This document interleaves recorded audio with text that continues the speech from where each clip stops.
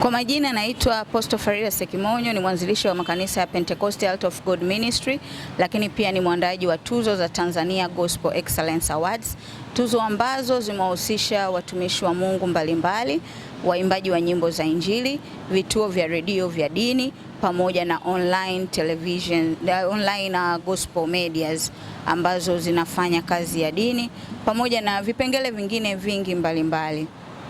Namshukuru Mungu kwa kunipa maono haya ya kuanzisha tuzo hizi, kwa sababu kwanza zimefanya watumishi wengi wa Mungu kutambulika huduma zao, lakini pia imewapa moyo, wanaonekana kwamba na wao kuna kitu wanakifanya kwenye jamii.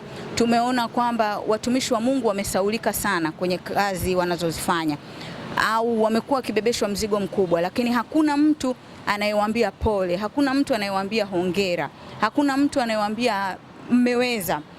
Ukiangalia katika hizi tuzo utaona kwamba watumishi wengi waliotajwa pale ni watumishi ambao kazi zao zinaonekana kwenye jamii.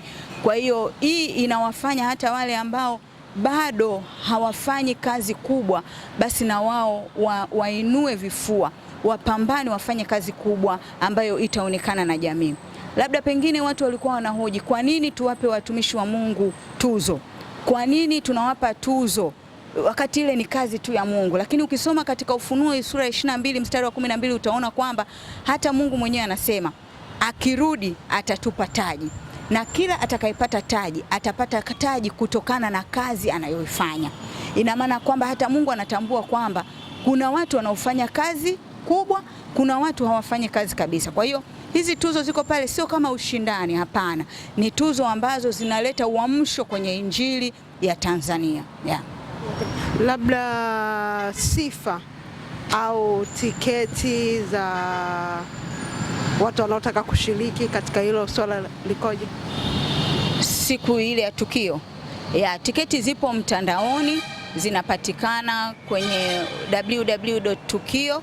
Kuna website ya Tukio, ile website ambayo tunatumia kupigia kura ndio website ambayo inauza pia na tiketi za Tukio. Tukio litakuwepo tarehe 6 mwezi wa 4 ambayo ni Jumatatu ya Pasaka katika ukumbi wa Ubungo Plaza, na zinapatikana kwa bei ya 50,000, 100,000, 200,000, 300,000 na meza ya watu 10 kwa shilingi milioni 2.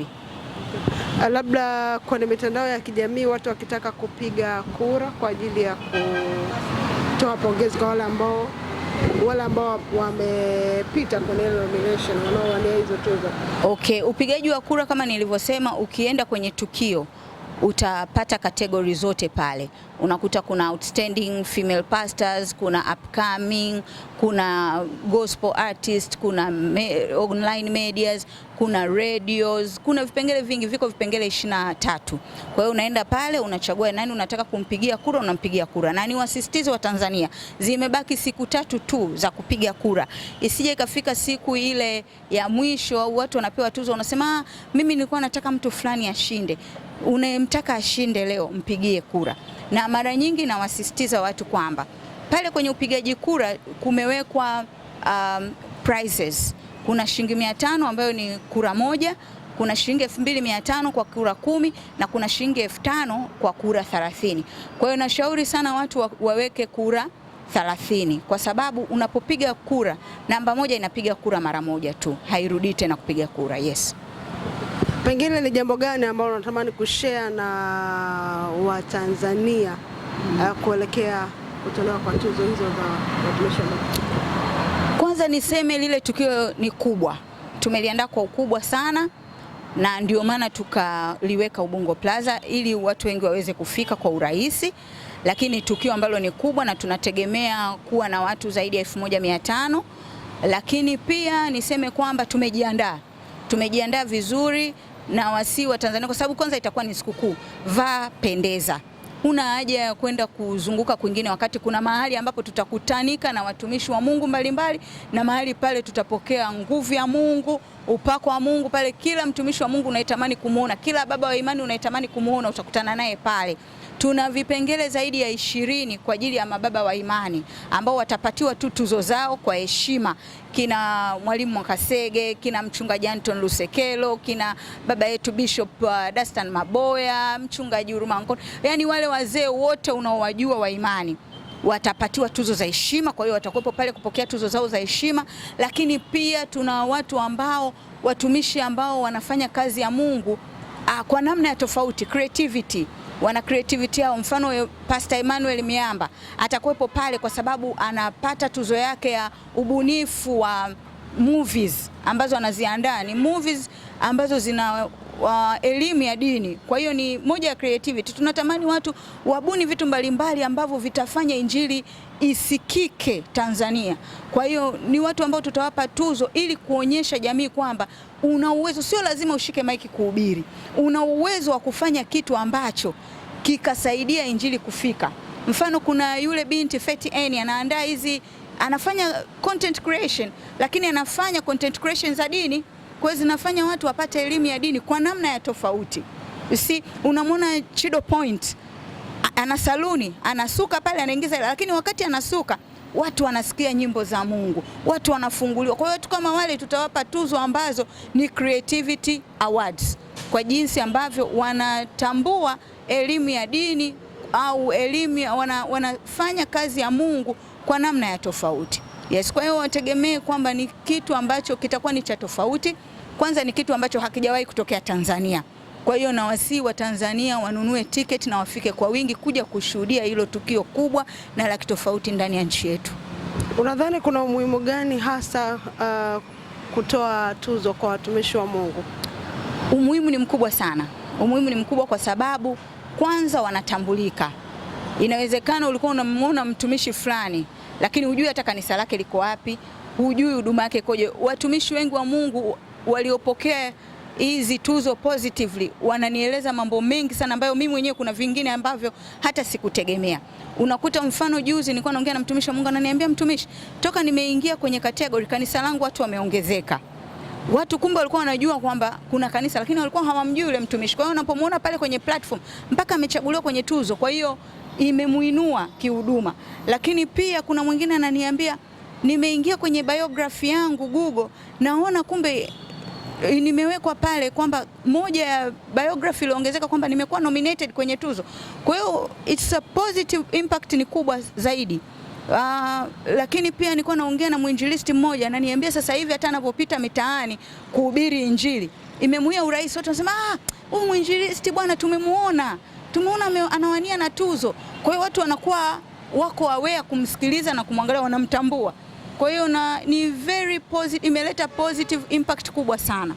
Yeah. Haujakutana na kitu cha kukukatisha tamaa katika uandaaji wa hizi tuzo? Vitu vya kunikatisha tamaa ni vingi, lakini mimi niliamini kwenye maono ya Mungu.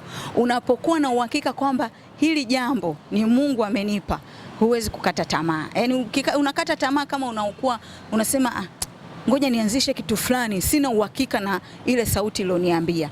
Lakini kwa sababu nilikuwa najua ni Mungu amenipa haya maono, nilisema nitayasimamia haya maono mpaka yatimie. Watu wengi sana wamenikatisha tamaa. Kwanza huwezi. Yaani unajua mimi ni mtumishi wa Mungu ambaye nafanya kazi Kigoma. Kwa hiyo kuja Dar es Salaam ni mgeni, sijui mtu, sijui kitu, sina mwelekeo wote, lakini nilijua kwamba kusudi la Mungu lazima litimie. Kwa hivyo iliniwia ngumu hata kuanza, nianze na nani, nimfuate nani, niende wapi, nianzaje. Ilikuwa ni ngumu. Na watu wengi walikuwa wanasema huwezi kufanikiwa kufanya hivyo. Kwa sababu gani? Hujulikani. Huwezi kufanikiwa kufanya hivyo kwa nini? Huna hela. Kwa hiyo vikwazo vilikuwa ni vingi, lakini nilichoamini ni kwamba haya ni maono ya Mungu na maono ya Mungu lazima yatimie. Mungu kitu chake hakiwezi kukwama hata siku moja. Yeah. Wewe ni mbeba maono na mwandaji wa hizi tuzo. Yeah. Nyuma yako au watu wanaokufadhili ni wakina nani au ni jitihada zako binafsi? Kwa kweli ni jitihada binafsi ambazo nasema ninawezeshwa na Mungu. Mpaka sasa hivi hatuna wadhamini wowote, na hii imekuwa hivyo kwa sababu ni mara ya kwanza katika uandaji. Kwa hiyo watu ni ngumu sana, inawawia naona watu vigumu kuwekeza kwenye kitu ambacho hawajui kitawaletea manufaa gani. Watu wengi wanapenda kuwekeza mahali ambapo wanaona atapata faida. Hatambui kwamba hii ni kazi ya Mungu, wacha nijitolee. Ni ngumu sana. Kwa hiyo mpaka sasa hivi hatujapata ufadhili wowote.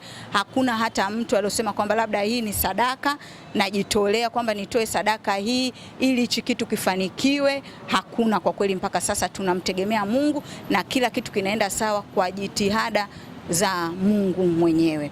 Lakini bado tunawakaribisha wadhamini, lakini pia tunawakaribisha watu ambao watataka kuweka biashara. Kuna meza pale za biashara, hata pia wale ambao wanapenda kupartner with us kama offering, tunawakaribisha. Nafasi bado zipo. Tukio letu ni tarehe 6, kwa hiyo bado tuna takriban siku 9 au 8 niseme ili kufikia tukio letu. Kwa hiyo tunawakaribisha wadhamini.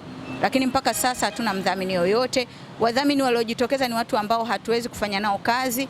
Huwezi kuweka pale, watu wanakuambia uweke wine au nini, ni kitu ambacho hatuwezi kukifanya. Kwa hiyo tulikataa hiyo nafasi ya. Okay, asante sana, Mungu akubariki. Amina.